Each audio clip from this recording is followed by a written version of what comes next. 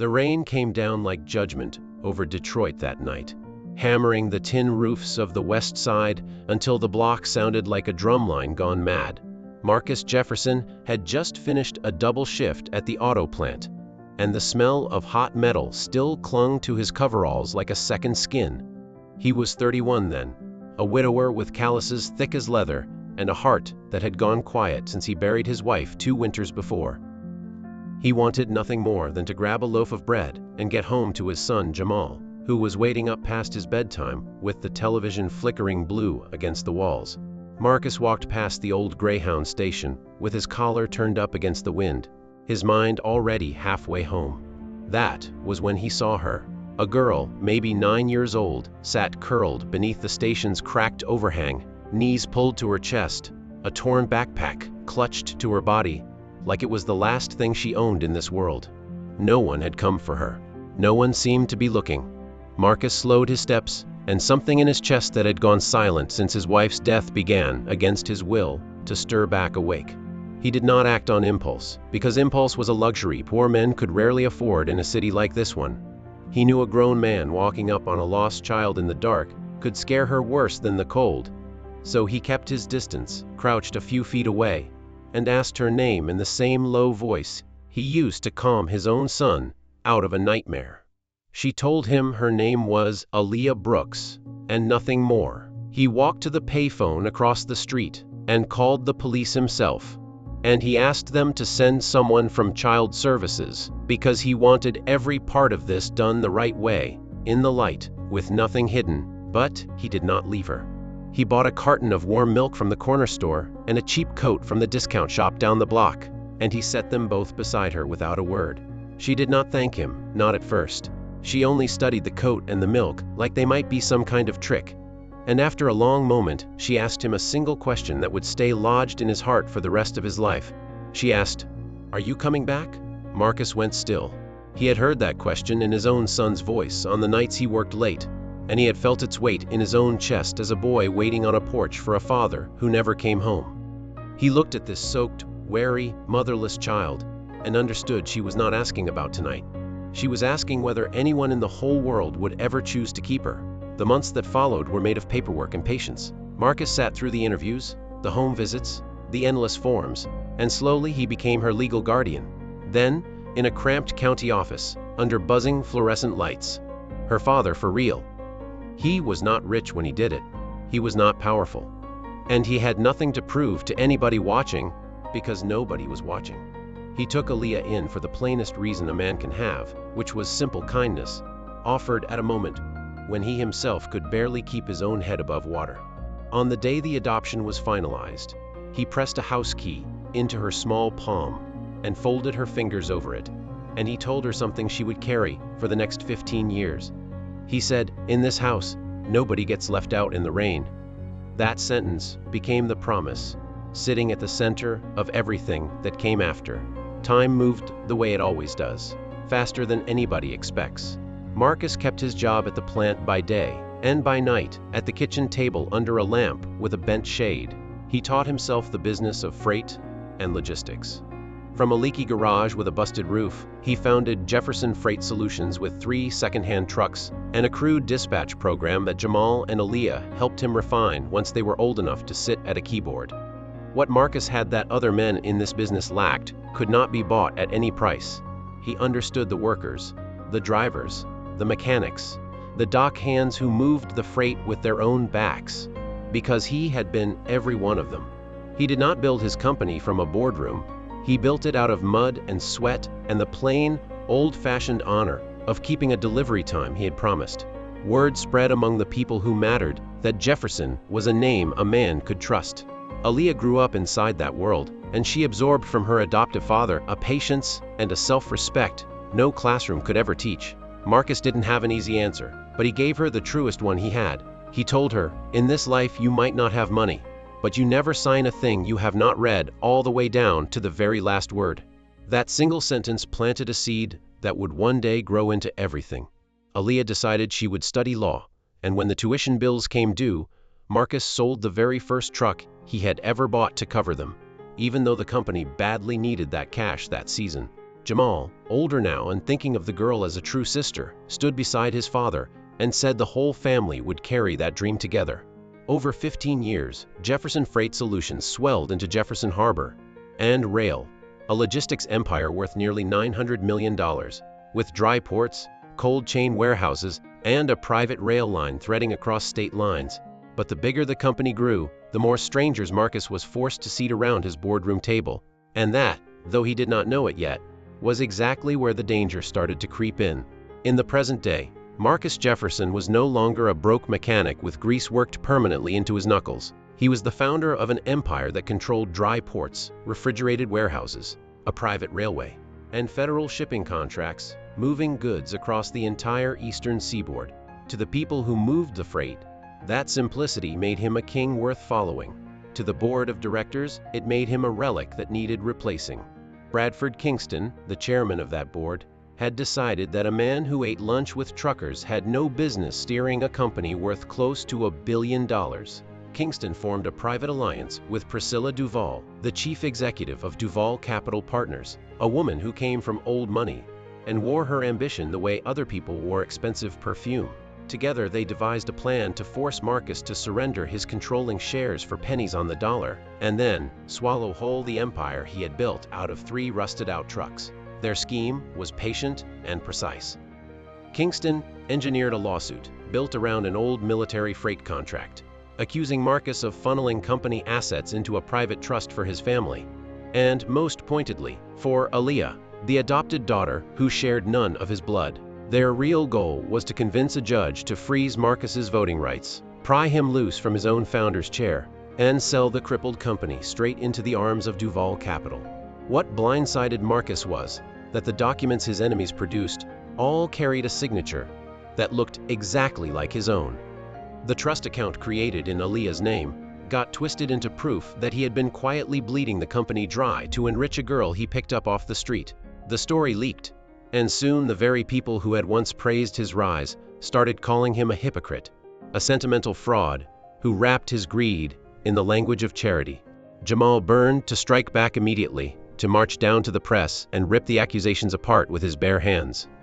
But Marcus held him still with one hand on his shoulder and the calm of a man who had already survived worse storms than this one.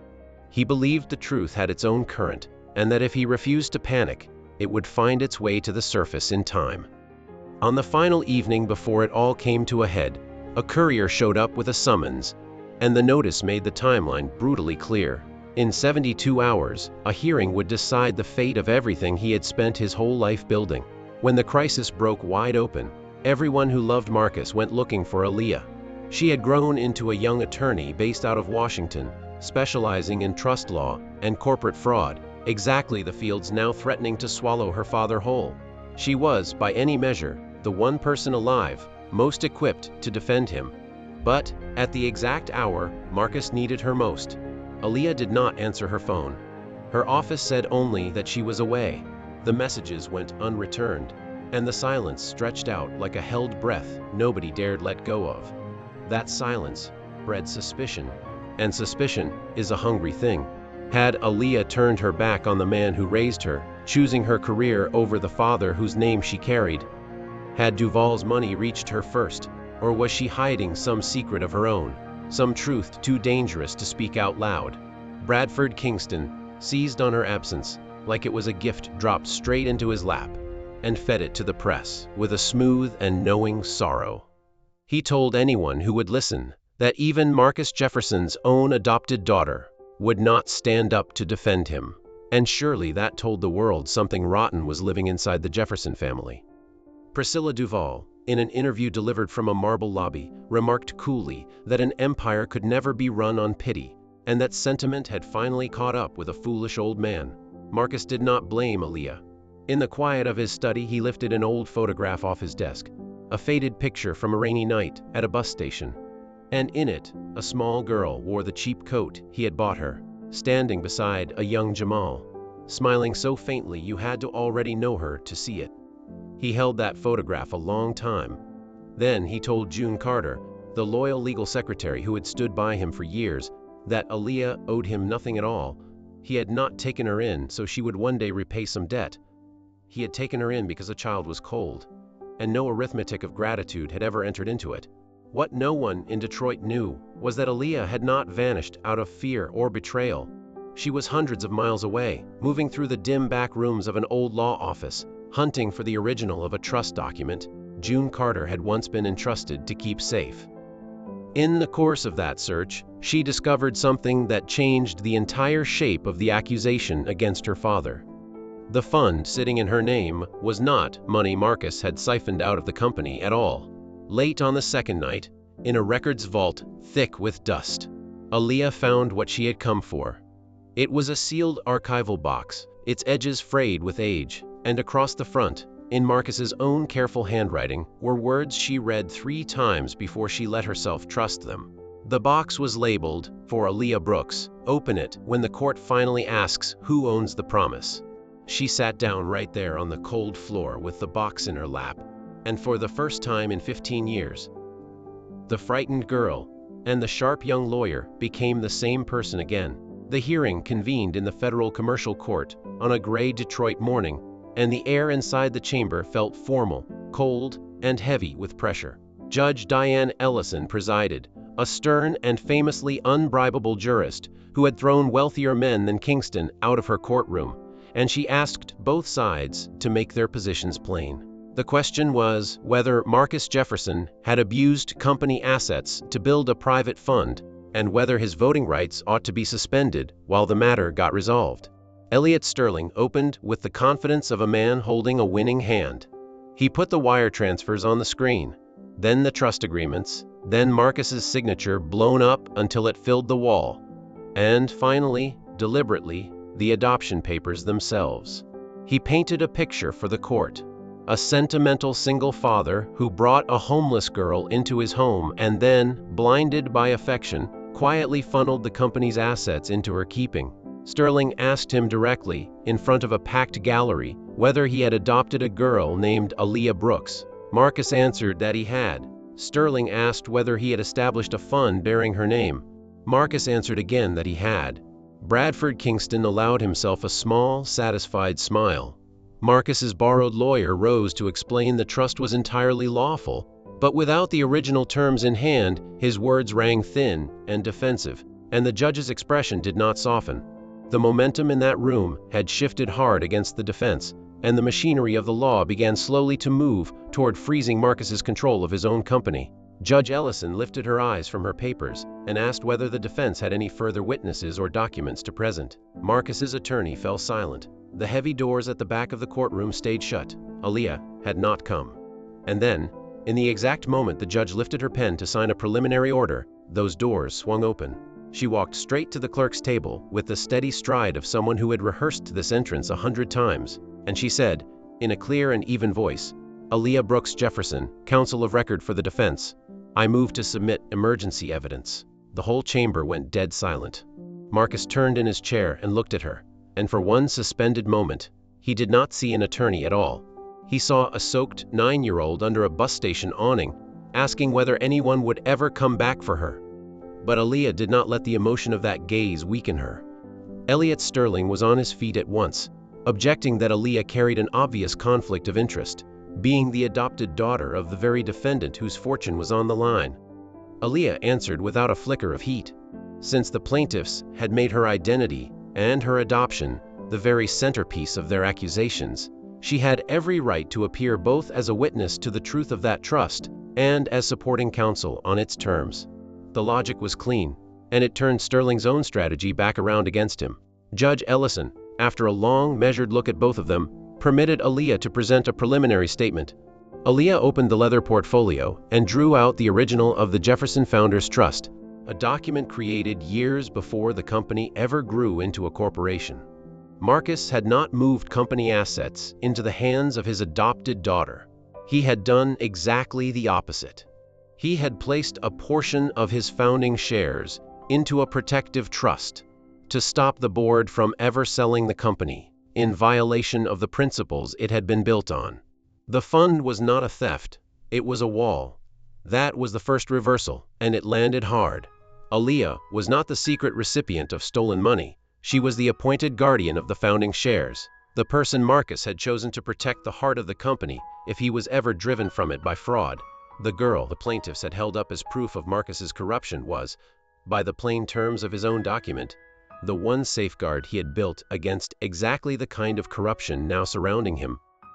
Aaliyah turned and looked across the aisle at Bradford Kingston and spoke without raising her voice. She said, "The question was never what my father took out of this company. The question is, who has been trying to sell what was never theirs to sell?" She produced a letter, handwritten by Marcus, on the day her adoption was finalized, and Sterling scoffed that a sentimental family note carried no weight in a court of law. She demonstrated the letter had not been kept in a drawer as a keepsake. It had been formally attached to the trust documents as the founders' declared statement of intent, incorporated by reference into the legal instrument itself, and therefore, it spoke with the full force of the trust that contained it. She read from it, and the courtroom went very still. Marcus had written that he had lost his family once already, and would not stand by while anyone was left behind simply because they lacked a great name or a fortune. He had written he was not establishing the trust to make Aaliyah wealthy, but to protect the company from the sort of men who would one day try to turn it into a machine for their own speculation. And he had written a line that now seemed to reach forward across the years and touch the very room they were sitting in. The chamber fell silent in a different way now, the silence of people who have just watched a trap spring shut, but cannot yet tell who is standing inside it. The letter was not merely moving, it was load-bearing. It connected directly to a clause buried inside the founders' trust, stating that if the board sought to sell controlling shares to a third party by manufacturing a false accusation against the founder, then a reserve voting authority would pass to the guardian of the trust. Elliot Sterling objected furiously that the clause had long since expired. Aaliyah answered by producing the annual renewal filings, each one submitted precisely on schedule, every single year, by June Carter. June Carter was called to the stand and took her oath with the quiet firmness of a woman who had waited a long time to tell the truth. She confirmed Marcus had always kept the trust transparent, reporting it fully and filing its renewals without fail. Bradford Kingston had deliberately hidden those reports from the rest of the board, burying the very documents that would have proven the trust was legitimate, so that when his manufactured lawsuit arrived, no director would remember Marcus had done everything out in the open. Across the aisle, Priscilla Duval's composure finally cracked at the edges, because she understood, before anyone else in the room, that if this clause was recognized as valid, her entire acquisition would collapse into dust. She had not merely come to defend him, she had come carrying everything he had ever tried to give her: the habit of reading a document down to its final word, the refusal to break a promise, and the plain iron conviction that powerful people did not get to rewrite the truth just because they could afford better lawyers than the people they trampled. The child he had sheltered from one storm had grown into the woman now sheltering him from another, and the symmetry of it sat heavy and sweet in his throat. Then Aaliyah stopped defending and started attacking. She presented a chain of internal messages between Bradford Kingston and Priscilla Duval, and in them, the two conspirators spoke with the careless cruelty of people who never believed anyone would read their own words back to them out loud. Kingston had agreed to apply legal pressure to drive down the price of Jefferson Harbor and Rail before Duval Capital made its formal offer to buy. They called Marcus the old mechanic with a family weakness, and they called Aaliyah herself the emotional card that could be flipped into a financial accusation. Those words struck Marcus like a physical blow, but they also stripped the last mask off the people arrayed against him, and the whole courtroom saw the coldness hiding beneath the tailored suits. Elliot Sterling scrambled to argue the messages had been altered, spliced together out of context. She entered the metadata, the digital signatures, and the certification of an independent forensic examiner who had verified every line because she had known her opponents would never concede an inch without a fight, and she had built her case in overlapping layers that could not be pulled apart. Then she delivered the blow beneath the blow. Aaliyah produced records of a payment routed from a shell company controlled by Duval Capital into a consulting account belonging to Bradford Kingston. But the date of that payment fell on the exact same day Kingston filed his lawsuit against Marcus, and no judge and no jury on earth could believe that timing was a coincidence. Judge Ellison turned to Kingston and demanded, in a voice gone flat and dangerous, that he explain the payment. For the first time in the entire proceeding, Bradford Kingston faltered, and the smooth, patrician confidence drained right out of his face, and he had no answer left that would not condemn him. The larger reversal came when Aaliyah produced the minutes of a private meeting, sealed records where Kingston had promised Duval that if Marcus's voting rights could be frozen, the board would sell 51% of Jefferson Harbor and Rail at a price 40% below its true value. That single fact detonated in the chamber, because it revealed the scheme would not merely rob Marcus, it would gut every shareholder, betray every employee, and hand thousands of working families over to a buyer who intended to strip the company down for parts. Aaliyah faced the gallery and said, "They called my father a man who exploited family sentiment, but it is they who plan to sell thousands of working families into silence, just to turn a quiet profit for themselves." Priscilla Duval was not a woman who accepted defeat gracefully, and she rose now to fight with the only weapon she had left.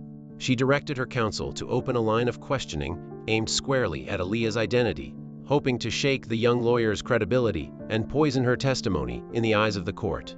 For a moment, the temperature in the room dropped, as everyone braced for what was coming next. Elliot Sterling walked Aaliyah back through the wounds of her childhood one by one, the nights she spent homeless, the birth parents she never knew, the tuition Marcus had paid to send her through law school. His purpose was transparent. He wanted to cast her as a woman so buried in gratitude that she could not possibly be objective, a debtor, testifying to protect the man who owned her loyalty. Aaliyah did not crack. She stood perfectly still and let the silence work for her instead of against her. She admitted all of it freely and without a trace of shame. Marcus had given her a home, a name, an education, and a life, and she would never pretend otherwise. Precisely because Marcus had given her those things, she understood better than anyone alive the difference between a debt and a promise. A debt is something you repay to be free of it. A promise is something you keep because of who you have chosen to be. She had not come to that courtroom to repay a debt with emotion. She had come because the documents in her hands proved the truth, and the truth needed no gratitude to make it real. Priscilla Duval, she revealed, had tried to reach her before the hearing ever began. Through an intermediary, Duval had offered Aaliyah a partnership position at a prestigious New York firm, along with a substantial sum of money, on one condition, that she simply fail to appear in court. Aaliyah had recorded the entire meeting, lawfully and completely, because the instinct her father had planted in her told her to protect the truth before she ever tried to use it. The voice said, "Duval Capital does not need you to betray your father. We only need you to stay silent." Those words did more damage than any document had, because they exposed the true shape of the plot. The conspirators had never required Aaliyah's treachery. They had only required her absence. Marcus looked at Aaliyah with an expression that held both fierce pride and a father's aching sorrow. He understood, at last, what those days of her disappearance had truly cost her. The weight she had carried alone, the enemy she had walked directly behind in order to gather the final proof. She had not abandoned him. She had gone quiet on purpose, slipping past the defenses of powerful people who would have crushed her the moment they saw her coming, and she had done it without a single word to the man she was protecting. With the evidence accepted and the plot laid bare, Aaliyah turned to the most important provision of the Jefferson Founders Trust, the clause Marcus himself had drafted years earlier, but had prayed he would never have cause to use.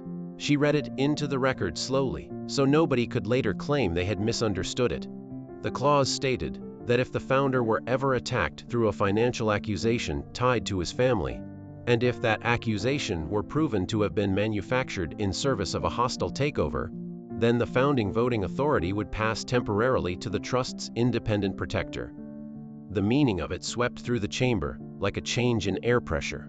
In the exact moment Bradford Kingston chose to use Aaliyah as the instrument to destroy Marcus, he had unknowingly triggered the legal power that now resided in Aaliyah herself. The weapon they had forged out of her past turned in their hands and became the shield that saved everything. Aaliyah moved the court to recognize her temporary voting authority, to freeze the Duval acquisition entirely, to suspend Bradford Kingston from any role on the board, and to permit Marcus to keep running the company he had founded until the investigation reached its conclusion. Elliot Sterling objected with everything he had left, his voice climbing, his arguments growing wilder, but there was no solid ground left under his feet, and everyone in the room could hear it. Judge Ellison examined the documents with care, compared the signatures line by line, confirmed the dates on which the trust renewals had been filed, and declared the court had more than sufficient grounds to issue an emergency order. Marcus's authority would not be frozen. The sale of the company was suspended at once. Bradford Kingston was removed from every decision touching Jefferson Harbor and Rail and Aaliyah Brooks. Jefferson was formally recognized as protector of the founding voting authority for the duration of the investigation.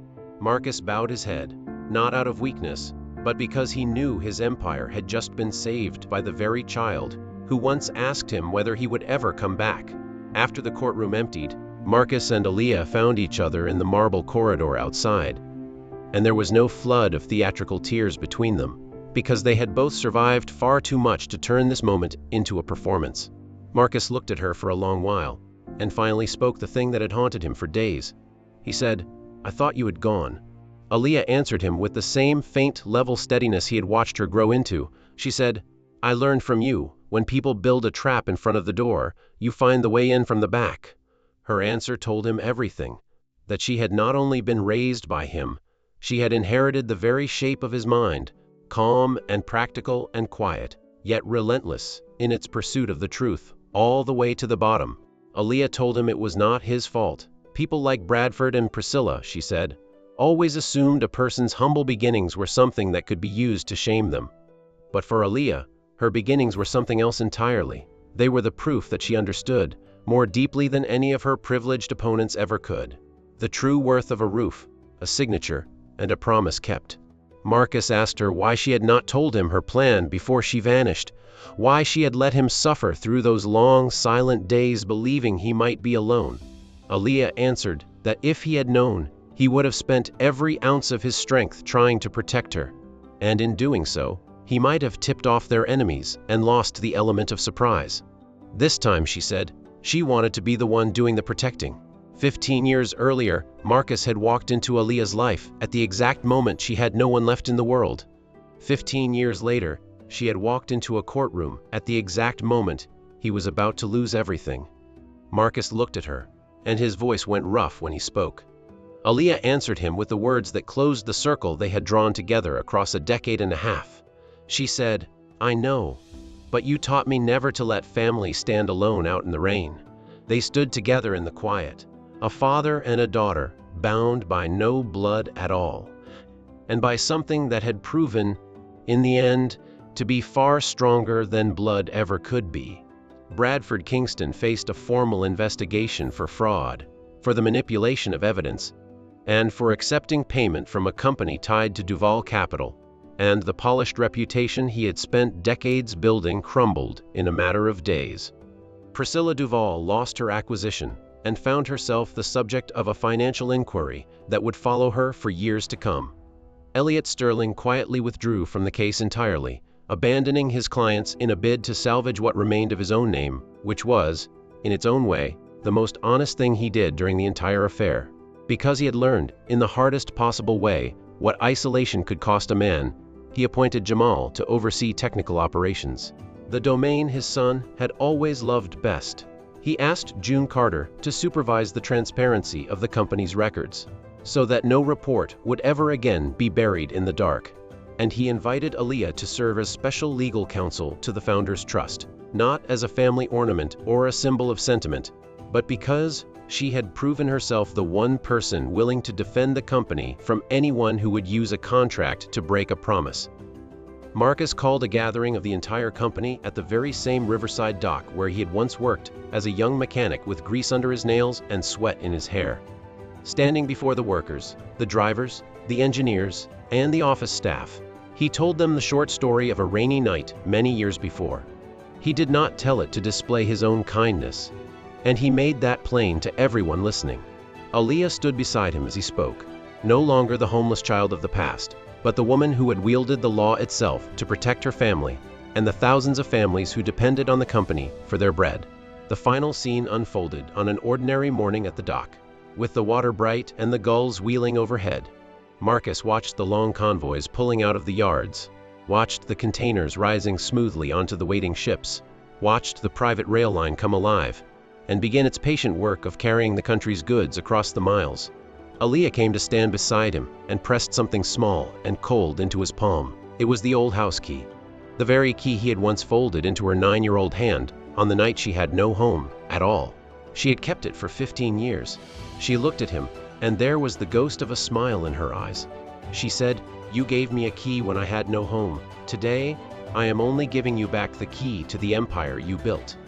Marcus turned the worn metal over in his fingers, and then he slipped it into the pocket of the same old canvas jacket he had worn through every season of his life, from the docks to the boardroom and back again.